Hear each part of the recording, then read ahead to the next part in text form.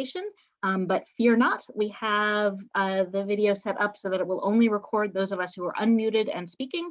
So as long as you stay muted, you will not be part of that recording, so don't worry. Please do make use of the chat box throughout the evening. Any questions that you have, please put them in there, and Dafydd and I will save those questions up and we will pose them for you at the end of the night. And then last of all, before we get started, a very sincere thank you, all of you. It's been a long and hard year for small businesses in general and independent book selling in particular. And we could not do what we do without your ongoing support. So thank you to all of you for being here tonight and for making the effort to support independent businesses. And now, Dafydd, take it away with the introductions. Thanks so much, Rachel. I've been excited about this event since I first heard about this book. Joining us from the UK is Milli Hill on the US publication day of her book, Give Birth Like a Feminist: Your Body, Your Baby, Your Choices. Milli Hill is an author, journalist, and founder of the positive birth movement. She's spoken on the BBC, she's written for The Telegraph and The Guardian, and she's previously the author of the best-selling The Positive Birth Book. Her latest, Give Birth Like a Feminist, has been called a clear, compelling, and convincing must-read. And Ricky Lake, producer of the hit documentary The Business of Being Born, said that this book is a rallying cry because birth has been overlooked by feminists for too long. In spite of the injustices happening in the labor ward, a place where opportunities and consistently missed for women are consistently missed for women to understand and trust their bodies and experience their female power. When I saw that this book was being published and Milli was doing virtual events, I knew the perfect person to interview her. Rebecca Price Wood is the owner and clinical director of Sacred Transitions Midwifery, a health collective that specializes in the childbearing year and services Southern Vermont, Southwestern New Hampshire, and North Central Massachusetts. She's been the births of over 300 mama-baby pairs and the home births of our own children, because she's my wife. Please welcome the Northshire bookstore, Rebecca Price Wood and Milli Hill. Hello. Hello. I have been really excited to interview Milli Hill since I started reading her book.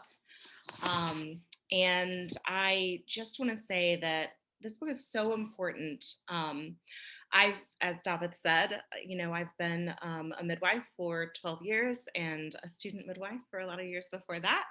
And so I spent a lot of time thinking about birth. But the things that came forth when I was reading this book were really transitional in my own practice. And it even changed the way that I was advising my own clients. And as I have already said to Milli, I think that every person who is helping women give birth should read this book. And if you are giving birth yourself or know someone who might, or you might one day, I really recommend reading it as well. It really is a huge frame shift from the way that we talk about birth as a culture. So thank you, Milli, for this book. Well, thank you so much for inviting me to join you. It's really, really lovely. Your bookshops look absolutely amazing. And I was looking online at them and just thinking, oh, I wish I could just come and be there. But here I am in Somerset in England, and it's an absolute honor. So thank you so much for inviting me. Yeah. So I have a couple of questions that came up while reading this book. I really want to start with talking about birth storytelling. In your chapter on how can we kind of change birth storytelling was one of those ways that you gave. You likened it to the Me Too movement. Where women coming forward and kind of telling their stories created this powerful movement that swept this whole country and really changed the way that we talked about sexual assault and sex pests and held people accountable for the things that they did. How do you think that birth storytelling can have that similar effect in our culture? Well, I think the kind of birth storytelling that you're talking about in the sense of the kind that equates with the Me Too movement is more about women using their voices to talk about negative experiences. Is that kind of what you mean? Yeah. Yeah. So yeah, I think it's really important, because I think quite often when people have babies, they feel, they're given this very strong message, which I talk about a lot in the book, this idea that a healthy baby is all that matters. And they're quite often told that again. They're usually told it during pregnancy, when they're starting to think about their plan and get a bit like feisty about it, like, oh, I've got all these really interesting ideas about how I want to have this baby. And then the other time that they hear that phrase is after they've given birth. If they start to say, a couple of things maybe weren't quite right for me, quite often, and it's well meant, this sort of reassuring phrase will come in, or don't forget, it's the healthy baby that matters, and look down, look at who's in your arms, and that's the important thing. So I think that although it's well-meaning, could be quite silencing of women's stories. And so I think, in terms of, feminist activism, that it's a really important thing that women are given a sort of counter message to that and told, actually, what happened to you was important. How you feel about what happened to you was important. How you were treated, how you felt during that experience really matters. It's not selfish to say that. It doesn't mean you love your baby any less. It doesn't mean you're ungrateful that everybody is alive at the end of it. But what it does mean is that you have a right to say how you feel about it. On a personal level, it's really important that you're given space to process that experience and to be heard in your sadness or your trauma or your disappointment. But also at a wider level, if women aren't given the space to feed back and aren't heard feeding back how they felt during that experience, then things are not going to change for the women that come after them. So I think, there's a collective power, just like with Me Too, of women, talking about these stories. And, the other thing that it has in common with Me Too, I think, is it's about empathy, because what happened with Me Too was a lot of the Me Too stories, and when I say they were little stories, I'm not belittling them in any way, but they weren't necessarily grand scale, traumatic situations. People were talking more about the everyday moments in life where they were made to feel uncomfortable, they were made to feel unsafe. And so, it's the power of that snowball effect of everybody talking about these small moments that really matter to them. And I think that there's a lot of those moments in the birth room as well. And what's missing in those moments is in both the Me Too situations and in Me Too in the birth room is empathy, because it's about somebody stopping and saying, not how am I feeling right now? How am I okay with this situation? But how is this landing with the other person? What is their experience like? And we've got a situation at the moment, I think, where there isn't enough empathy in the birth room, and there aren't enough clinicians, doctors, obstetricians, midwives, stopping to ask, how is this landing with the person in front of me? How is this landing with the woman? So yeah, that's kind of how I see the parallels between those two things. I think that storytelling is incredibly powerful. And you're totally right about that. And that is true for positive birth as well as negative birth. And as it relates to the Me Too movement, certainly that's,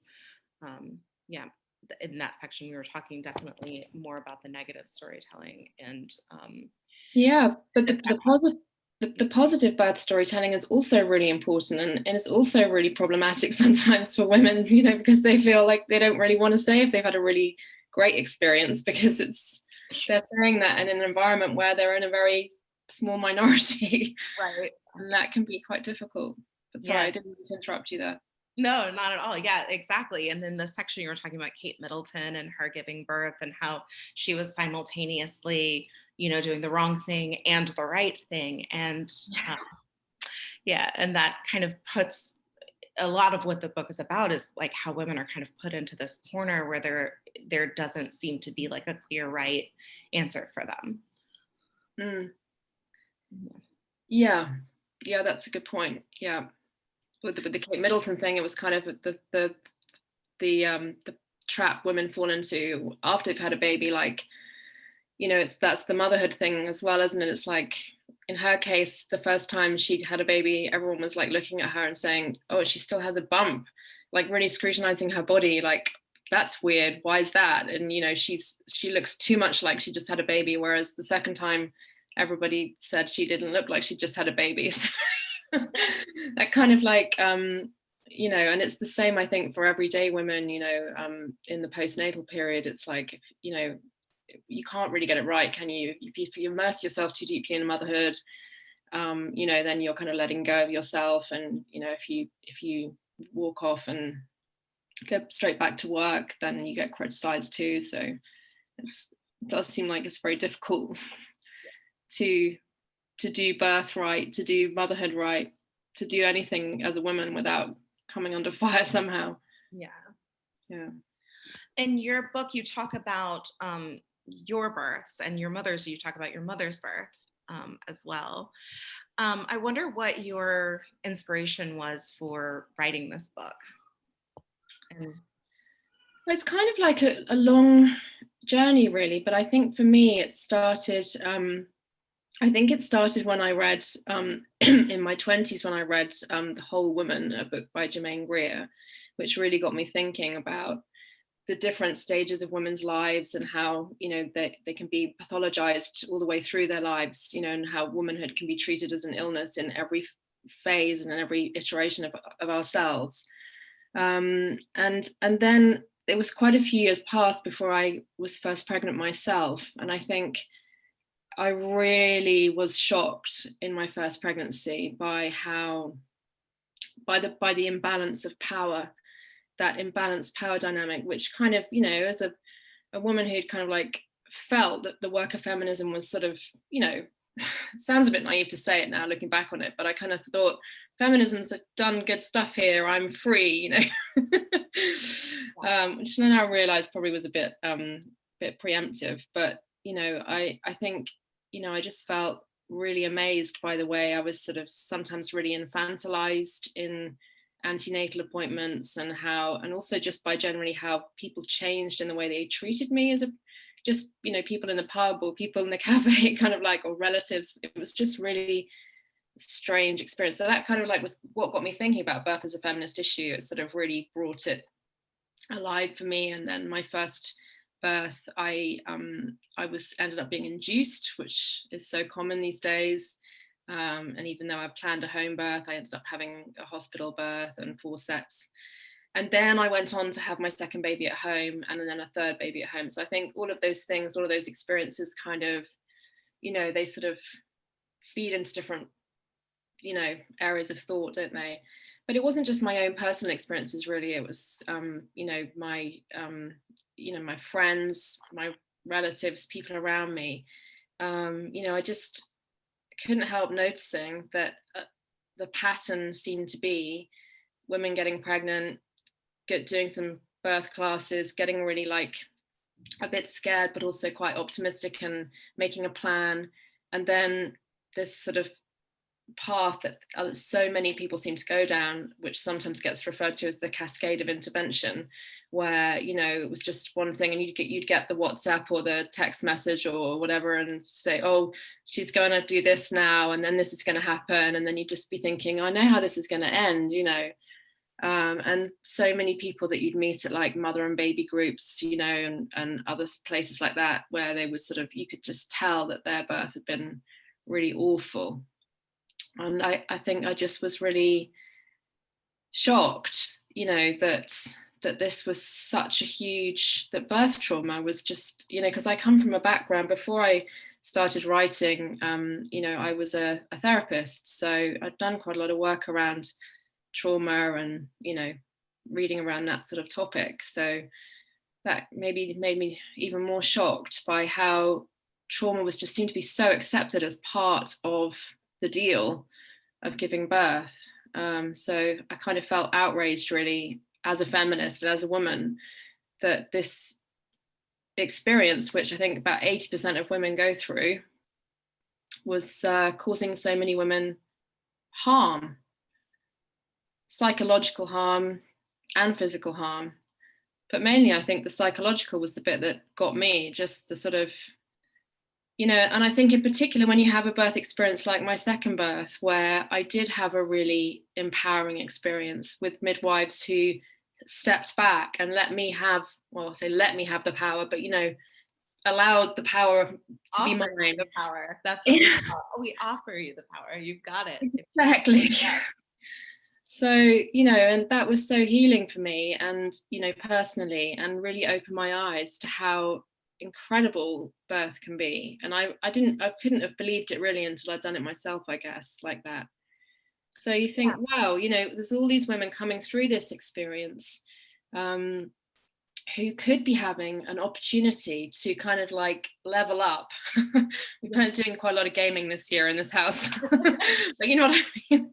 Yeah. You know, they could have had the opportunity to sort of, you know, go through this amazing rite of passage, this transformative experience where they, you know, I mean, when you talk to women who've had really amazing birth experiences where, and it's quite often the kind of births that I call like hands off, you know, or you probably do as well, you know, where the woman just does it herself, basically. Maybe she's in a pool, or maybe she's on the floor, but she's just under her own steam, using her own power, tuning into her own body, listening to her own body, and giving birth without any, you know, not necessarily without any help, but she's the kind of the key energy. And women who have those kinds of births, when they come through to the other side, you know, they feel great in their bodies, they feel confident, they you know, quite often sort of talk evangelically about how it's changed the way they feel about themselves, how it's changed their relationship. They feel, you know, really more empowered in the workplace, you know, they feel, you know, great about how they look, you know, all of these positive things that come from having these types of birth experiences. And so, yeah, I'm wandering off a bit topic, but, you know, I'm like, yes, it's all of it. That was what kind of inspired me to think, you know, this could be so different. It could be changing women's lives in such a positive way instead of such a negative way. It's meant to, you know, the pregnancy and birth process is meant to be life-changing. And not in the way I think that it is for so many people who experience birth trauma. You know, I too was induced for my first baby, forceps, same thing. And with my second birth, I had care with midwives, and a moment always kind of strikes me when I think about this, the difference between the two types of care. And I remember my first appointment with my midwife. I was on my way back from the bathroom, and she said, "Oh, you know, do you mind weighing?" And I thought, okay, sure. I stood on the scale and just like waited for her to come over and read it so that she could put it in my chart. And she was like, "What do you weigh?" And I said, "You don't want to come and look?" And she's like, "No, I believe you. Like, do you need me to?" And I'm like, "Oh, just my whole last pregnancy, someone like weighed me, and I was like just totally this passive recipient of whatever care was deemed best." Which brings me to induction and your section in your book where you talk about research and how research is the driving force behind a lot of what is done to pregnant women, what is deemed routine, is largely based on research. And I think that since the publication of your UK version of this book, the new study has come out that indicates induction at 39 weeks as being the best for the baby and the best for you know, neonatal outcomes. And that like went into effect within months of the study being published. Doctors and physicians were recommending induction.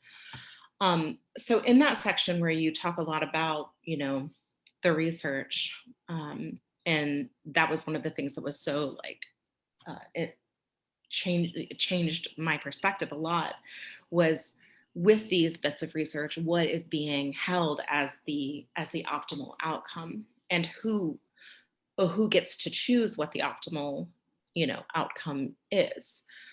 So with induction in particular, a lot of the natural birth process and the powerful the power of the laboring body is kind of being subverted. Do you want to speak to that at all? Yeah, I mean, it's so complicated, isn't it? I mean, I think it's like you say, it's about, some of it's about outcomes, like we talked earlier on about a healthy baby not being all that matters, and this idea of everybody getting out of birth alive, how that should be like the baseline expectation, not the pinnacle of expectations, because we know that health is not having a pulse, it's not just having a pulse, obviously that's important. But that's not the only thing that is an indicator of healthiness. So that's really important to consider. And also not just comparing outcomes, but if you're talking about research, like what's being compared with what. So one group of women in hospital on their backs versus another group of women being induced in hospital on their backs is going to give you some results, but it's not necessarily going to show you what's possible. So I think unfortunately we have become so far, and it seems to be getting worse in terms of respect for physiology and understanding of women's physiology and what women need in birth, that sometimes when we're doing research, there's another researcher I quote in the book called Hensi Goer. She talks about it comparing, the frying pan and the fire, and you get the surprising result that the frying pan is a little bit better than the fire, So yeah. That's important. But I think the third thing I want to say about induction is that it's also about how it's framed to women, regardless of what the research says, and that's back to the power dynamic again. So, people saying in the UK, certainly quite often hear of like, oh, we're going to induce you next Tuesday. So before you go, we'll just put you down in the diary. So it's not being framed as a choice. It's just being framed as, this is our policy. This is what we do. And I'm pretty sure you'll confirm that that's even worse in the USA than it is here, that kind of attitude of, like you say, you were shocked that you were even considered qualified to read the scales when you were stood on them yourself. Yeah. What this brings up is another bit of research that giving a woman a shot of Pitocin after her birth has been studied it's been shown in research to decrease the rate of postpartum hemorrhage by this huge amount. And, in our practice, we spend a lot of time working on our practice guidelines and talking about how we're doing things. And that piece of research in particular got me thinking about why is that the case? Why would a shot of oxytocin be necessary now to reduce maternal hemorrhage? And what happens in the birth room after the baby's born? What's supposed to be happening in physiological birth and what's actually happening in the birth room? Mm-hmm. And so, of course, you think a lot about your labor and your birth, but after the baby's out, that's not kind of part of the birth plan anymore. But what actually happens is everything speeds up. You've got practitioners stimulating your baby, someone's taking your blood pressure and your pulse. And in this moment where you and your baby are meant to be meeting and regarding each other for the first time, obviously this huge rush of human oxytocin is going to be happening in an undisturbed environment. But because the environment is disturbed, now we need extra oxytocin. So that kind of thinking about the research and what it's actually studying and what is happening in this real time that they're doing these studies really makes a difference in outcomes. Yeah. And so often it's frustrating how, we're not looking towards the models of care who have really amazing outcomes. There are some in my book. You have Ina May Gaskin in the USA. She has some amazing stats We have that's a model from Australia in my book called the Lismore Birth House. We have the independent midwives in the UK, the Albany midwives, one-to-one. So quite often always it's midwives who are doing very relationship-based care, where they have they get to know the woman, which is also really, really lost these days, but vitally important and helpful.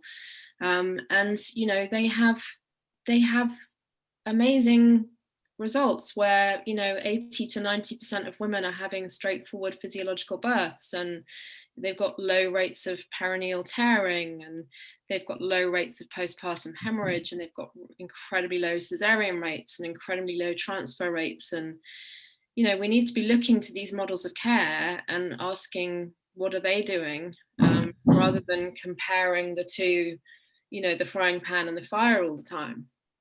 Yeah. But those models of care quite often get shut down or are considered to be dangerous. Yeah, ironically, right? That's the irony. Yes. And so, even just with this example in our practice, when we have decreased interventions, third stage has shortened, the placenta comes right out, where we had previously been waiting like 30 minutes for a placenta. Now, usually we're seeing them in under 10 minutes. So, yeah. Yeah. It's quite often about doing less, which seems to be really difficult for the kind of, perhaps, dare I say, the kind of patriarchal model of care to accept. That just sitting back and sitting on your hands is actually, you are actually being really helpful. Yeah. Especially that moment of birth that you talked about, where it's all like, woman in my book describes it as like everyone's all up in her business, she said, and I thought that was a great expression. Like this kind of panic, and like everyone's sort of suddenly getting in there, Yeah. And Michelle O'Don, I'm not being original pointing this out, Michelle O'Don, the famous obstetrician, has pointed out, that is the moment when everyone should be stepping back. Yes. And instead it's the opposite. Didn't you say don't wake the mother after the birth? Yeah. Yes. So. The moment of birth and the time afterwards is the sort of the crucial time for everything to be undisturbed, but it's absolutely the opposite to what we tend to do in our culture. So yeah. So one thing that seems like a good idea or a good time to bring it up is about your book in particular. It's not about one care provider type or one birth location, home, hospital, birth center. The book is really about, as I regarded it, it is really about having the choice, just knowing that you can actually choose anything you want. You can choose a cesarean, and you can choose to free birth, like with nobody there, but knowing that you have the option to choose whatever you want is an act of giving birth, like a feminist, to quote the title. Yeah, absolutely. I think that's really important. And I think as soon as you start talking about like women's empowerment in birth and everything, that people tend to assume you mean, free birth, natural birth, home birth. And I think it is a double thing, because a lot of women do want that kind of birth, not necessarily free birth, but a lot of women do want to have a vaginal birth or a physiological birth. And a lot of women, especially now with social media, a lot of women are seeing more of these types of births, which is really fantastic. Going back to your original point about sharing birth stories, those positive, empowering birth experiences, you can see so many of them now on places like Instagram, whereas 10 years ago, that wasn't so easy to access. So women are seeing those types of births and they're thinking, I'll have what she's having, to quote When Harry Met Sally. Yes. And that's great. So we have to acknowledge that, there's some work that needs to be done there, because so many women want that kind of birth and so few women are getting that kind of birth. But also we have to realize that we can improve birth for everybody across the board whether it's because they have medical complications or they're high risk, or whether it's because out of personal choice, they want to have an epidural, they want to have a hospital birth, or they want to have a cesarean. You know, coming back to empathy, there's nothing, you know, that empathy and humanized care couldn't, there's no type of birth that couldn't improve. So really it's about, you know, women being the key decision maker, and making choices that aren't based necessarily on fear or misinformation, but that are based on what they really, really want, and on, you know, knowledge of what is right for them. Yeah. And I think that at least in the US, having to make that decision about provider type and location of birth, that happens like immediately after you get pregnant. Like that's when you're making that decision. And it is kind of controversial to go from hospital-based care to a birth center or home birth type care, or, you know, vice versa. And so that brings up, you know, kind of what we were talking about before the talk started, about that power differential coming into pregnancy with very little knowledge about what's happening in the body or what is going to be happening in birth.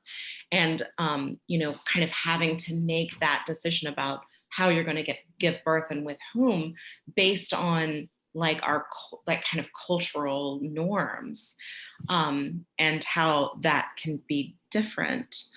You know, birth education at an earlier time in life, or something like that. I mean, birth education is kind of, I'm sure you already do this, but it's more of an unlearning, I think, than a learning, in terms of the cultural baggage that women bring. And, you know, all the negativity that you can absorb over sort of 25 or 30 years of, you know, the school, you know, well, the video or the film they show you at school to explain what childbirth is like, which for me, I mean, it was absolutely terrifying. It looked like a really bad trip to the dentist, sort of meeting a horror movie and going really wrong. So that kind of is, I think it's intended, isn't it? You know, they say, well, you know, it's intended to put girls off, I suppose, which is a weird thing in itself. But yeah, and then, you know, we have this program in the UK, and I think you have similar ones there. We have One Born Every Minute, which is very medicalized. It's like a hospital, real life fly on the wall hospital drama. So women are watching this, you know, it's beamed into their living rooms, you know, where, you know, and the researchers have looked at these sorts of programs, and they've you know, noted that, you know, almost always women aren't given a choice, or if they are given a choice, it isn't shown on the screen, for example. You know, maybe they are given a choice, but we just don't get to see that moment. So there's lots and lots of negative stuff, and then there's the kind of soap opera births and Rachel from Friends, and it's always portrayed as this terrifying high octane drama which a woman kind of has to be rescued from. So yeah, you go through all that, and then when you get to antenatal education, you kind of need to unpack all of that. Really, that's part of the process, I think, isn't it? Rather than sort of learning, you know, extra stuff, it's more about unlearning the stuff you've already learned, and stopping and saying, hang on a minute, is this actually what it's really like? And again, that's where your Instagram movies come in and can be so helpful, such an antidote. Because to see a woman giving birth in a different way like that, I can remember it happening to me. It was in my second pregnancy. And in my first pregnancy, I had been so terrified that I couldn't watch birth films because I thought they were going to be like the school one, you know. But in my second pregnancy, I watched this birth film, and I wish I could find it again and like find the woman and like hug her and tell her she changed my life, because it was literally just, I was gobsmacked. It was this dark room, a woman in a birth pool, and there was nobody else in the frame. I mean, I'm sure the midwives were out at the edges, but she was just in this birth pool, and she was just quietly rocking backwards and forwards occasionally, and then just being really still.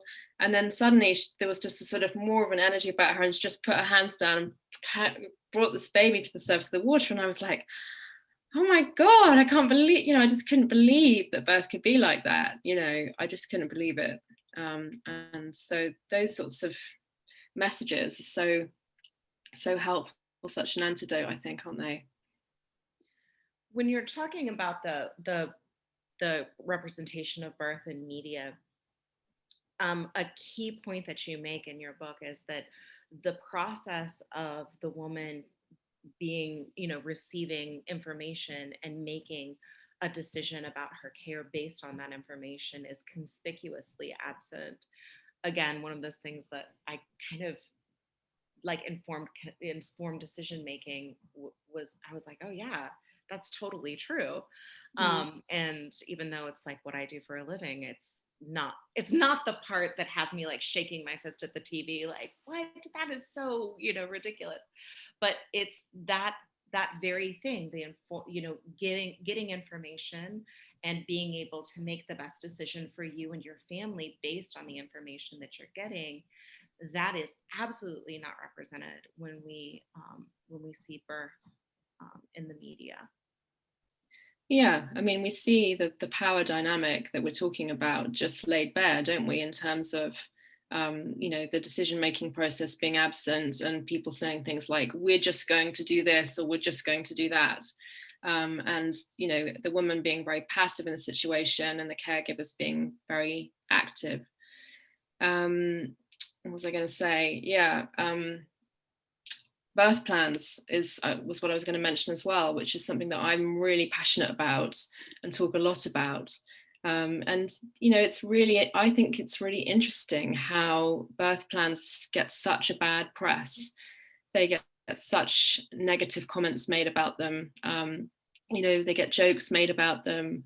They get mocked, and sometimes it's just banter and it's just a joke, and sometimes it can be really quite dark. Like, I actually caught some obstetricians once on Twitter a few years ago, saying some really horrible things about birth plans. For example, that the length of the birth plan corresponds to the length of the cesarean scar, or that, the only reason to have a birth plan laminated is because, you'll probably hemorrhage and it'll, that kind of thing.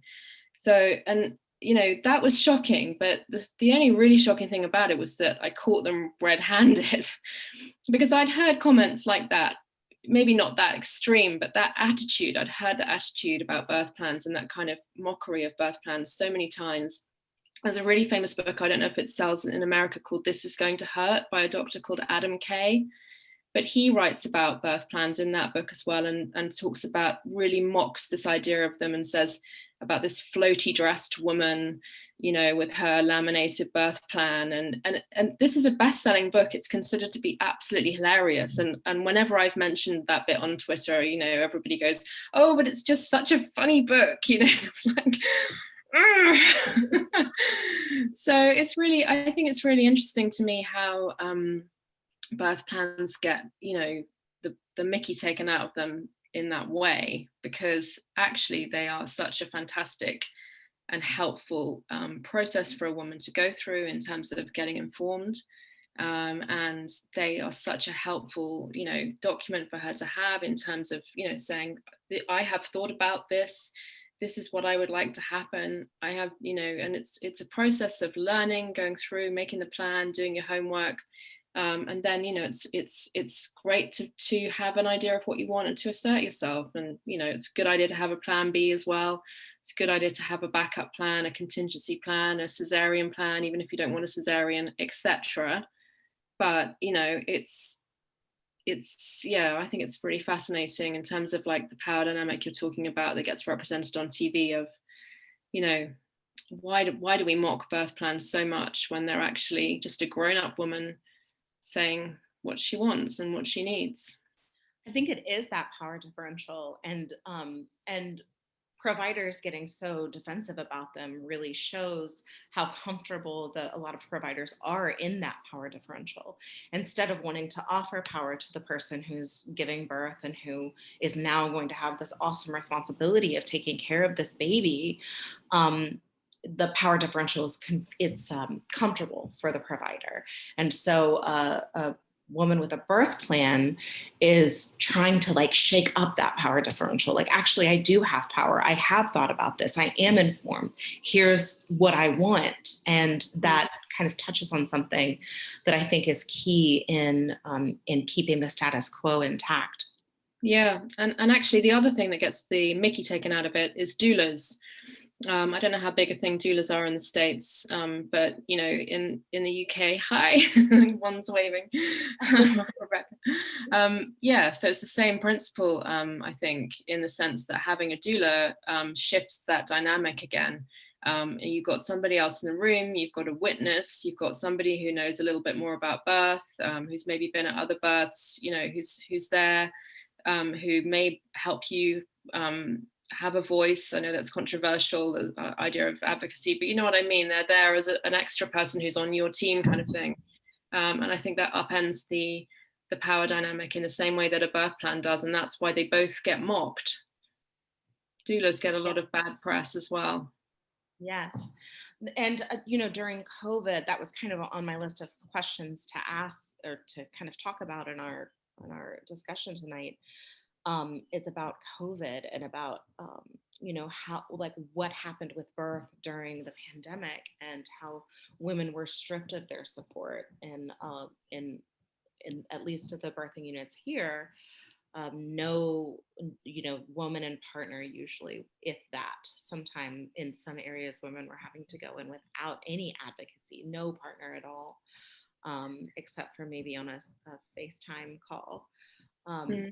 And I thought a lot about that during the pandemic. Women going in without their doulas, their moms, their midwives. You know, if we had to send a woman to the hospital from her home birth, you know, we were not allowed to go in and advocate for her during that time. And that is kind of stripping power from this person who in labor, it's really difficult to, you know, kind of get up and fight, you know, your own battles. So. Yeah, it's been the same here in the UK. We've had women, you know, not being allowed to have their partners with them and etc. And, you know, it's been really bad. And I think it's just another, you know, indicator of the way that we see birth culturally, really. We see it as a medical procedure. So if you were told, well, normally when you go to the dentist, you know, you can take whoever you want with you if you're a bit anxious, but because of COVID, you know, you have to go and have your tooth taken out without anyone there, then, you know, then it would be, I think some people see it as the equivalent, you know, it's not seen as a transformative rite of passage in a woman's life, you know, that has meaning and that, you know, the memory of which stays with her forever. It's seen as a, you know, an extraction, a procedure, you know, and something that you can probably, you know, it doesn't really matter how it happened, you know, as long as everybody's healthy at the end of it. Right. So I think that's why it's been neglected, you know, and, you know, and also some of the existing problems have been exacerbated and made worse. It's not like, oh, everything was great and then we had the coronavirus and so maternity care got really messed up. You know, we've had, you know, a situation here that I ended up talking on the radio about where women were being told they could only have their partners with them when they were a certain number dilated. So they would have to have a vaginal exam to assess their dilation before they could have their partner with them.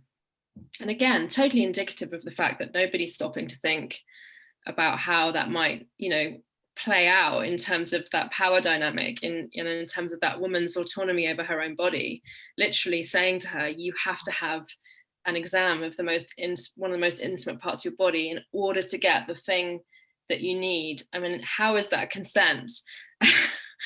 It's a million miles away from appropriate, you know, treatment of somebody. You know, it's a million miles away from a true understanding of bodily autonomy and consent. But it was totally accepted. You know, I was quite a maverick for going on the radio and pointing it out, really. Oh my gosh, so controversial. Yeah. One more thing that I wanted to make sure to talk about was postpartum. And in our practice, we do really extensive postpartum care. We do 9 postpartum visits, which is really a lot compared to other models of care in the area. Postpartum is a topic that has always really fascinated me, and I've spent a lot of my career doing continuing education, thinking about postpartum and postpartum mood disorders. And one of the issues with one of the ironies of the childbearing year is, you know, the pregnancy is and the birth are a crisis. It's everything. It changes a whole person's life, and it's so much drama surrounding it. And then postpartum is supposed to be like, okay, come on, like back to yourself, like 2 days later.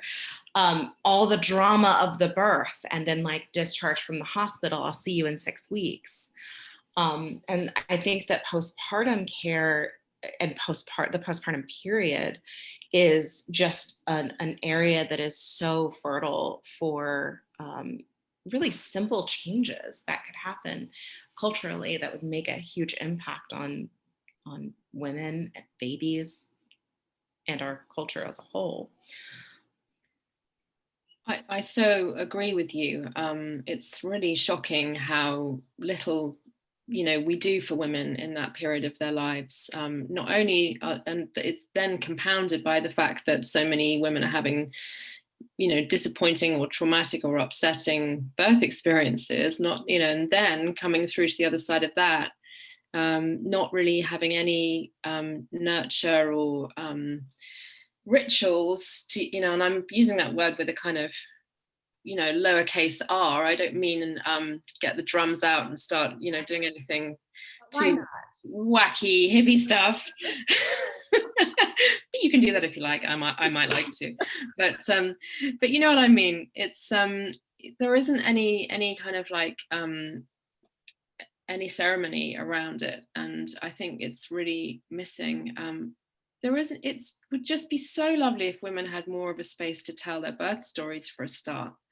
I can really remember that. I don't know if other people remember that feeling of like, you know, everyone's just like, how was the birth? And you're like, oh, it was okay. And then that's it. It's like, actually, you know, you just have this real need. You really want to tell the story and have somebody really listen to a kind of like full version of the story. But yeah, in other cultures, you start to tell your birth story and people are like, whoa, I was literally not asking. Yeah, it does freak people out as well, doesn't it? Which is kind of weird, because for you it's like it's just such a huge event that's happened to you. So yeah, and obviously, you know, there's lots of issues around postnatal mental health as well, which aren't really properly addressed. And again, the pandemic has made it all worse, because now we've got people having their follow-up appointments via Zoom or via the phone, and it's just become even more of a tick box exercise. Are you feeling all right? How's your mental health? You know, what are you supposed to say to a stranger? And again, it comes back to relationship-based care, which we've touched on a bit, you know, and how that's really missing in birth and postpartum. You know, if you've got a relationship with your midwife and, you know, that you know each other and you've got that human connection, then that is going to be transformative in itself to those postpartum visits, because they're going to come through the door and you're going to be excited to see them, and, you know, and they're going to have time to listen to you. And, you know, that human connection is something that really has been lost in so many situations, birth being a major one. Yes. And postpartum mental health too. Postpartum PTSD is a thing. It's a thing that 8 to 12%, I think, of women deal with postpartum. It often gets misdiagnosed as postpartum depression. The treatment for the two are completely different. But of course, a woman would have to be heard to have that differential diagnosis happen for her. Yeah.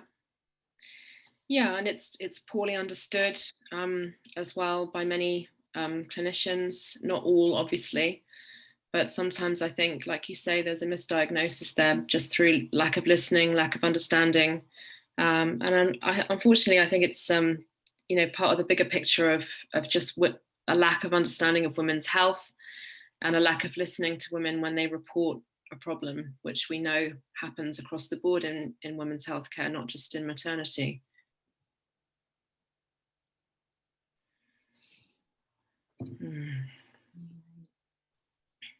All right.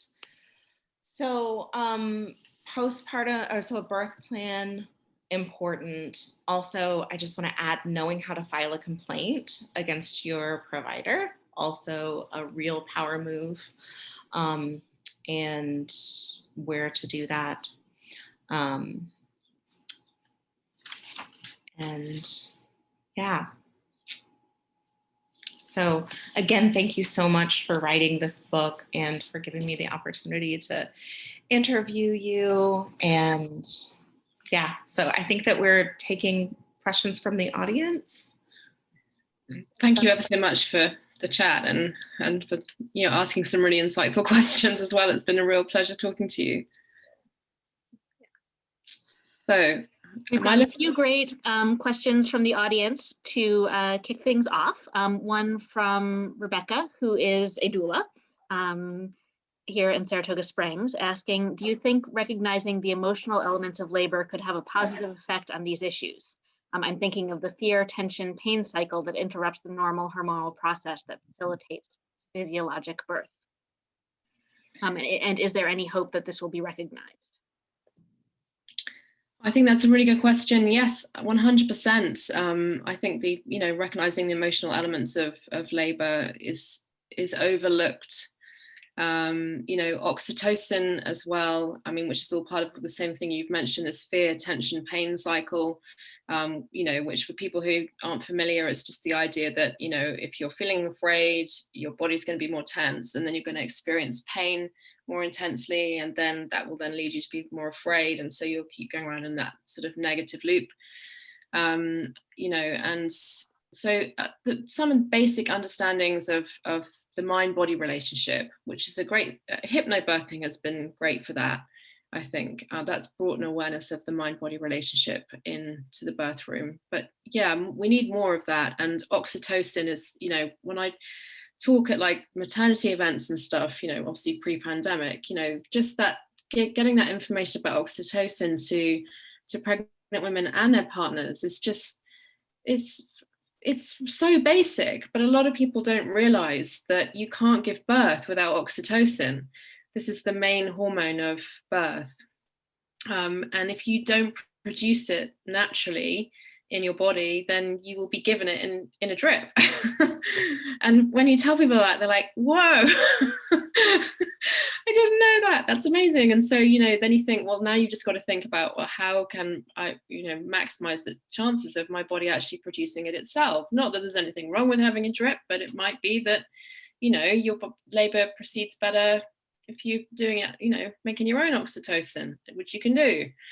So yeah, that kind of physiologic stuff, and the mind-body relationship, and the emotional side, like Rebecca says, is so helpful. And just this idea that adrenaline inhibits oxytocin, so that comes back to, I think, something else that I talk about a lot, which is that, the birth room has not been built with women's physiology in mind.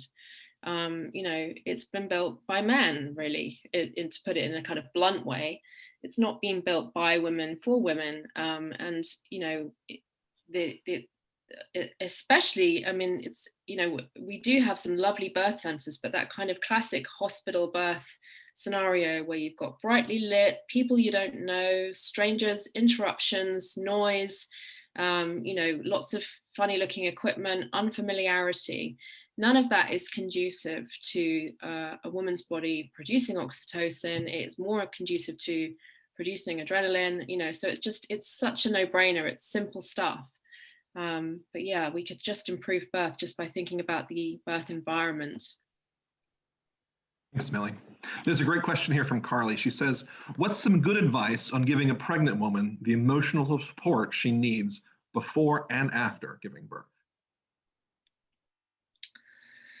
Oh, that's a good question. So, well, I think it's probably about, I don't know what you think about this, Rebecca, but I think it's probably about being open-minded and not pushing your own agenda. which is really difficult. I find really hard because now that I've had 2 lovely home births, I want everyone to have that, but that's not what life's like, is it? You know, different people are on a different path and different people want to make different choices. So I guess the best kind of support you can give is by, you know, just letting them take the lead, not trying to do what the system does and kind of step in and make decisions for them and push them around, and, you know, yeah, just being a sort of more, you know, that sort of hands-off holding energy before, and letting them come to their own decisions, and then afterwards being, you know, a really good listener. And yeah, I would agree. Yeah. One thing that the advice that I always give to people who are pregnant in my life is you will make the best decisions for you and your family, and just really validating that. And, you know, because it really, given the information, women always do make the best decisions for themselves. And then postpartum, like a really good soup and fold laundry. Yeah, definitely come around and clean their house without being asked to. Thanks so much, guys. We are just about out of time, but we've got one question left that I was DM'd by an audience member, and she asks, in the US, there is really upsetting racial disparity in birth outcomes, and in particular, a much higher rate of maternal death for Black women. Do you think that might be connected to the power differentials that you've been discussing tonight? Absolutely. Yeah, absolutely, I do. And we have the same issue here in the UK. And I know that there are people looking into it and trying to understand the disparity in outcomes here, as hopefully they are in the US. And perhaps there might be differences between the UK and the US. I'm not an expert on that, but yes, it's all part of the same imbalance of power, and perhaps, you know, perhaps the situation is being exacerbated by race in terms of, you know, not being listened to, not being respected, not being heard. What do you think, Rebecca, about this question? Yeah, there's been a lot written on the stress of racism and microaggressions experienced by women of color during their entire lives, and then during pregnancy as well. And we know that the effects of stress and cortisol on the body are devastating. We're really close. We're not there, but I think that the answer is racism, and that's been well researched. So it is, another theme that we have. And we know that misogyny affects women in every area of life, so why wouldn't it be in the birth room? And we know that racism affects and misogyny intersects and affects Black women in every area of their lives, so why wouldn't it be in the birth room? I guess it's about facing up to that, and there's a lot of that happening at the moment, which is a really positive thing. People having to ask themselves difficult questions. Well, Rebecca, Millie, thank you both so much. This has been a fascinating evening. The book is Give Birth Like a Feminist. You can order it at the link in the chat from northshire.com. And thank you both again. This has been wonderful. Thank you ever so much for having me. Thank you. Thank you very much. Thank you everyone for being here. This was fascinating. Thank you.